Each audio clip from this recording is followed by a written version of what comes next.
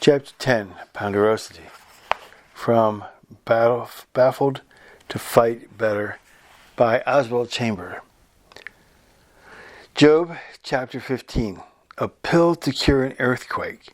There is nothing more ludicrous than the way in which some folks try to soothe sorrow and to deal with trouble in lives. Here, Eliphaz tries to make out that Job's problems are not what he thinks they are. He is trying to wear down Job's opposition by sheer ponderosity, that is, by saying nothing with terrified emphasis. Eliphaz appears like a righteous, indignant brigadier general who has actually discovered his staff captain thinking. One can almost hear Eliphaz choking with indignation. Job chapter 5, verse 5 to 13. Then follows the revealing of the unconscious egotistic of the orthodox credist, asserting God's character. Job 5, 14 through 16.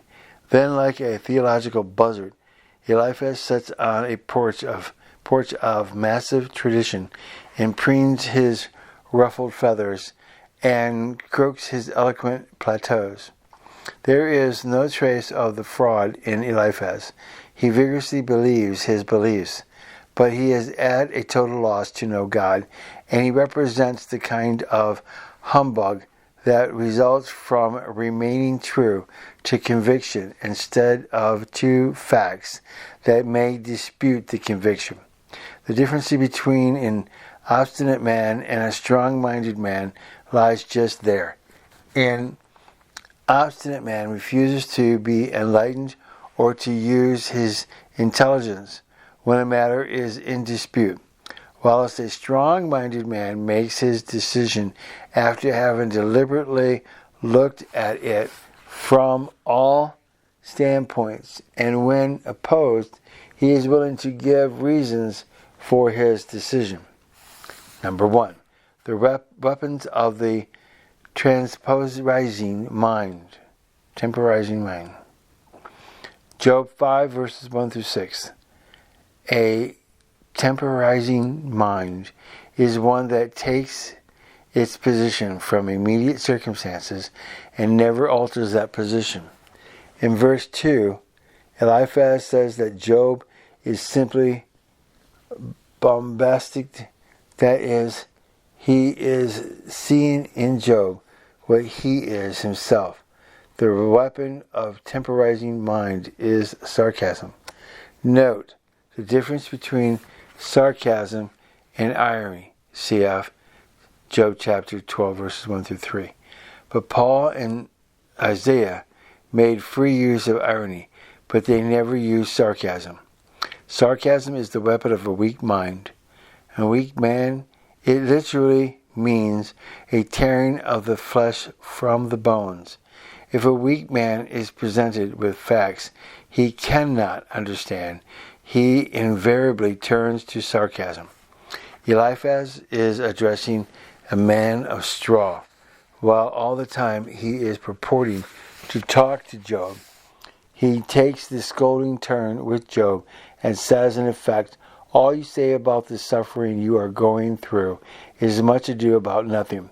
Scolding is characteristic of a mind that is in a corner and does not see the way out, and therefore falls back into its own entrenched position. No one damns like a theologian, nor is any quarrel so bitter as a religious quarrel.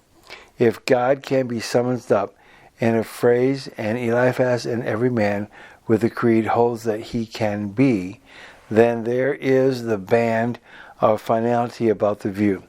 What I say is God. And this is the essential nature of tyranny. To many a man up to the time of the war, or World War I, God was merely his own theological statement of him.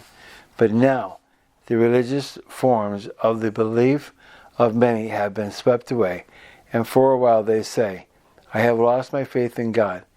What has happened is that although they have lost their faith in their statement of God, they are on the way of finding God himself. Never be afraid if your circumstances dispute what you have been taught about God. Always be willing to examine what you have been taught, and never take the conception of any theologian or preacher as being infallible. It is simply an attempt to state things. Number 2, the weight of traditional manner. Job chapter 5, verse 7 through 13. When once the sledgehammer of tradition is brought to bear, there is nothing more to say. With us are both the gray-headed and very aged men, much elder than thy father. Job chapter 5, verse 10. Eliphaz is asking Job, do you imagine you have a setting of the problem which has never been dealt with traditionally? The Pharisees adopted this method with Jesus Christ. He claimed that all the law and the prophets were, until himself. Moses said, but I say. The Pharisees said, we have all the weight of history behind us and the allure of tradition. Consequently, the constitution of God is with us and not with you. You are devil-possessed and a sinner, and they put him to death. This is the traditional manner at its very worst. The Eliphaz method has hindered more souls in developing the life with God than almost any other thing, because very few men will say, yes, I have a statement of the problem which has never been dealt with traditionally. Once the weight of what is already known is brought to bear, it crushes the life out of that which is going on and in the present. If the traditional manner has any weight at all, it will make men curious with problems that are recent. Paul's advice to Timothy was, let no man despise thy youth. Do not make up for it by dogmatism or talk, but see that you walk in such a manner and live so righteously that men are unable to despise your youth. No really wise, liberal-minded person needs say, remember how old I am. Traditional belief has the root of the matter in it, but its form is often arctic. We begin our religious life by believing our beliefs. We accept what we are taught without questioning, but when we come against things, we begin to be critical. We find out what those beliefs, however right, are not right for us, because we have not brought them by suffering. It is absurd to tell a man he must believe this and that. In the meantime, he cannot. The traditional manner sets on the safety valve of every new type of experience. Job's experience and suffering have made him restate his beliefs. After the war, World War I, the redemption will need to be restated theologically. Redemption must be seen to be God's bit, not man's. A man cannot redeem himself.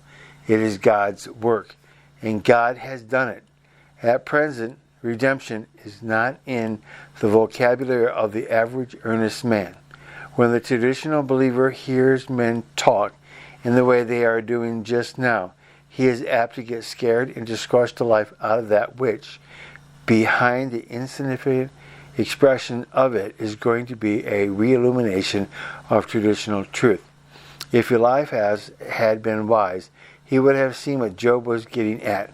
Job is facing something I do not see. I do not understand his problem, but I will treat him with respect. But Eliphaz says, no, according to my traditional belief, you are a hypocrite. Number 3, the ways of the theological method. Job chapter 5, verse 14 through 15. Theology is an intellectual attempt to systematize the consciousness of God. If I take the doctrine of the Trinity, which is a noble attempt of the mind of man to put into a theological formula, the Godhead as revealed in the Bible, and say that is God. Every other attempt at a statement of the Godhead is met by a sledgehammer blow of finality, because my theology has taken the place of God, and I have to say that is blasphemy. Theology is not first, but second. When once theology is put in its right place, it becomes handmaid of religion. But if it is put in the first place, it becomes a tyranny. The great doctrines of predestination and election are secondary matters. They are attempts to define. And if I take sides with a theological standpoint, I will damn men who differ from me without a minute's hesitation. Have I any form of belief that has taken the place of God to me? We only believe along the line we conceive of God.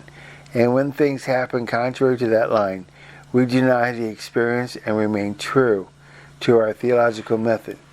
Job is on the right trail. Number 4, the words of the tragedy monger.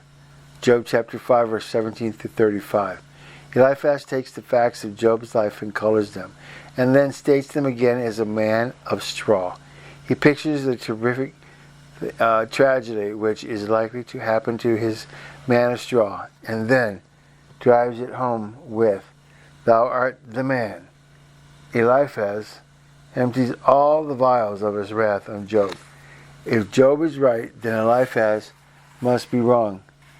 So Eliphaz has to come to the conclusion that Job is a hypocrite, the worst of bad men, because what his creed declares is the portion of a bad man has come to Job. This accounts for the tirade of Eliphaz. The produce of shallow evangelical experience, which is not of the New Testament order, is that people are taught to cod themselves into believing that they are what they know perfectly well that they are not. Whereas the New Testament says, if we have the new spirit, it will show itself in fruit. Matthew chapter 7, verse 20. Any number of men have suddenly realized the shallowness of persuading themselves that they are what they are not, and they are longing for reality. The standard for God cannot be my own experience. The standard for the character of God is that which is revealed in Jesus Christ. I am at liberty to say of anything I may be told about God, which the manifestation given in our Lord Jesus Christ contradicts. No, I cannot believe that. Things have been taught about God which are seen to be diabolical when viewed in the light of our Lord's revelation of himself. Remain steadfastly true to what you have learned, and when judgment is suspended, say it is suspended. Job's attitude all through was, I know that your creed distorts God, and that in the end he will prove to be all I trust he is, a God of love and justice and absolute honor. End of chapter 10.